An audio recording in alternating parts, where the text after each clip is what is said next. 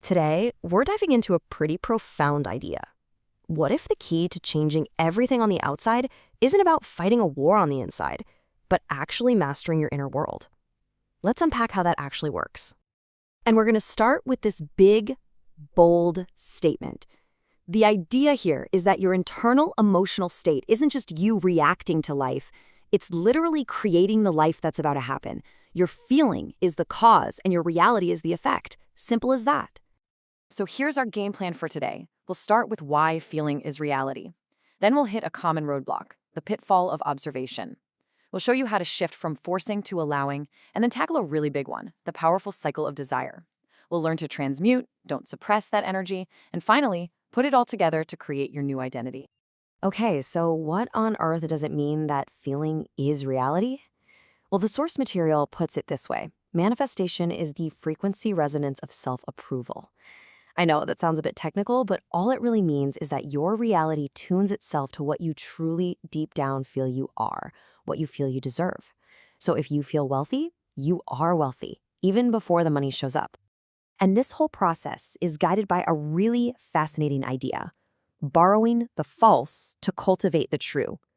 Now, false here doesn't mean fake or phony. Think of it as the ideal you, the identity you want to step into.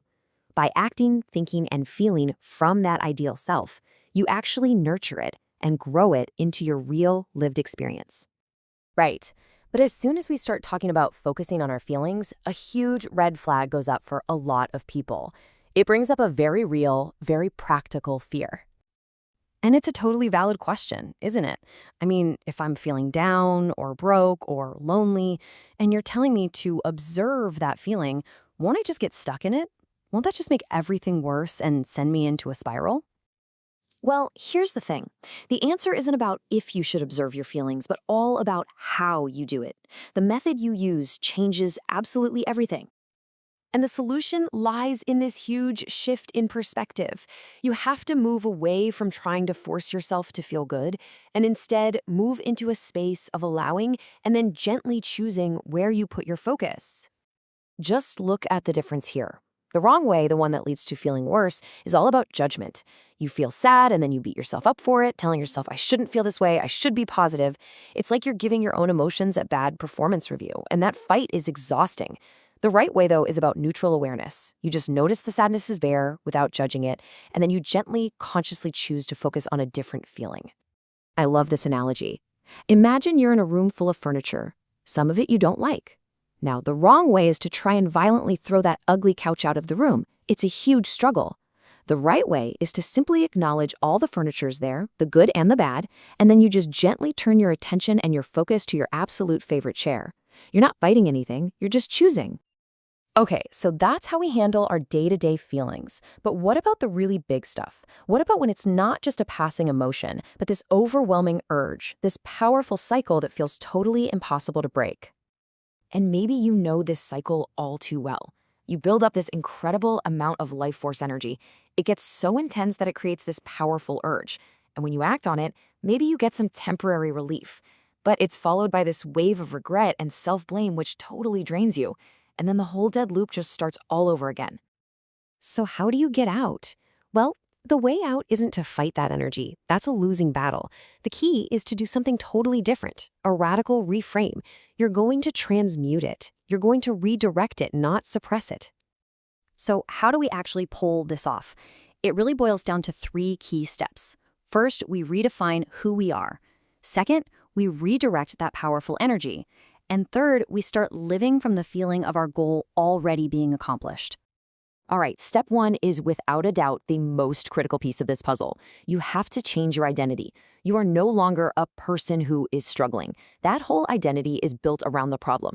Instead, you consciously choose and embody a new identity. You are a person with vibrant life force focused on creating value. See the shift? And this is the absolute game changer.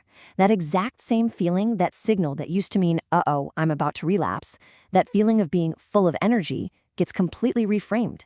It's no longer a warning siren. It's a notification that pops up on your dashboard. Creative fuel tank is at 100% ready to go. So where does all that incredible fuel go? Well, you give it a new job. You consciously create higher outlets for it. When you feel that energy rising, you don't fight it. You channel it. Pour it into that big project at work. Write a song.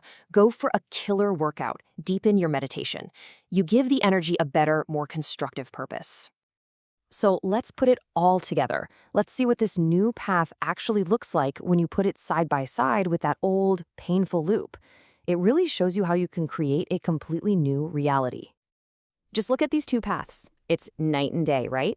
The old cycle starts with that struggler identity, sees energy as a threat, and ends in regret, which just hammers that old identity in deeper. It's a downward spiral.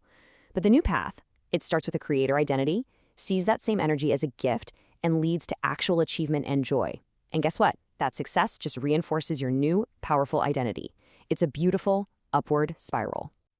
And this brings us right back to where we started. This whole transformation is the perfect example of borrowing the false to cultivate the true.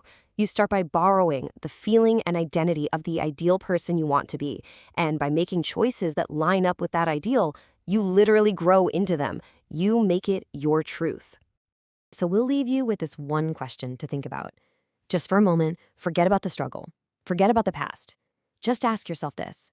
The person you truly want to be, that clear-minded, powerful creator, how would they choose to use their energy right here, right now, today? The answer to that question? Well, that's your path forward.